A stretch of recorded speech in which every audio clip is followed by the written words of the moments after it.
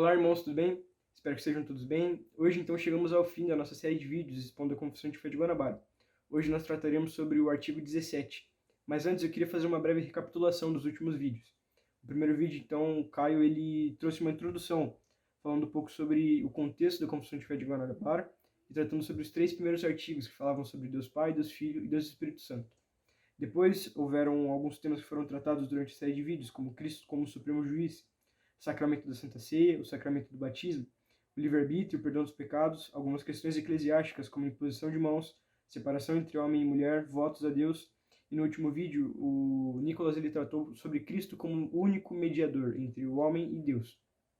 E tratou um pouco também sobre a questão dos mortos, que é a que trataremos hoje com mais profundidade. Então eu vou ler o artigo e a gente vai falando um pouco sobre ele.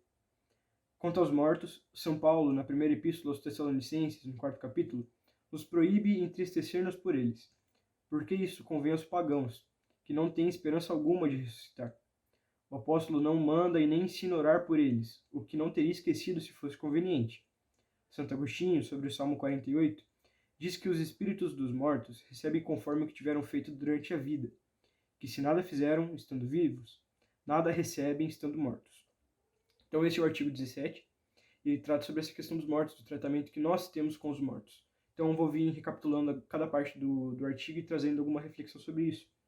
Então no começo diz que, quanto aos mortos, São Paulo, na primeira epístola aos Tessalonicenses, 4º capítulo, nos proíbe entristecer-nos por ele, porque isso convém aos pagãos, que não têm esperança alguma de ressuscitar. O texto ao qual a confissão cita é 1 Tessalonicenses 4,13, a partir do 13, que diz o seguinte: Irmãos, não queremos que vocês ignorem a verdade a respeito dos que dormem, para que não fiquem tristes como os demais, que não têm esperança. Pois se cremos que Jesus morreu e ressuscitou, assim também Deus, mediante Jesus, trará na companhia deles que dormem. E pela palavra do Senhor ainda lhes declaramos o seguinte: nós, os vivos, os que ficamos até a vinda do Senhor, de modo nenhum precederemos os que dormem. Porque o Senhor mesmo, dada a sua palavra de ordem, ouvida a voz do arcanjo e ressoada as trombetas de Deus, descerá dos céus e os mortos em Cristo ressuscitarão primeiro. Depois, nós, os vivos, os que ficarmos, seremos arrebatados juntamente com ele entre as nuvens, para o encontro com o Senhor nos ares. E assim estaremos para sempre com o Senhor. Portanto, consolem uns aos outros com essas palavras. Então, é justamente isso que a confissão de fé nos traz.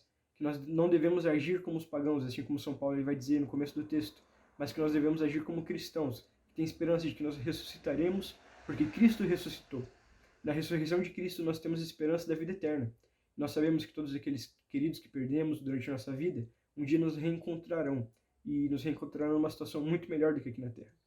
Eles estão com o Pai, e por isso não devemos nos preocupar com Ele, não devemos nos entristecer por eles, porque a situação deles é de fato melhor que a nossa. Depois ele continua: o apóstolo não manda e nem ensina a orar por eles, o que não teria esquecido se fosse conveniente. Então aqui os 4 autores trazem a seguinte reflexão: se fosse importante que orássemos pelos mortos, o apóstolo não deixaria de mencionar isso na sua carta. Por isso, nós entendemos que não é conveniente que oremos pelos mortos. Ele argumenta o seguinte: Santo Agostinho, sobre o Salmo 48, diz que os espíritos dos mortos recebem o que tiveram feito durante a vida, que se não fizeram, estando vivos, nada recebem, estando mortos. Então nós, cristãos, não devemos nos preocupar em orar pelos mortos, e sim pregar o evangelho para aqueles que estão vivos. Esse deve ser o nosso ministério.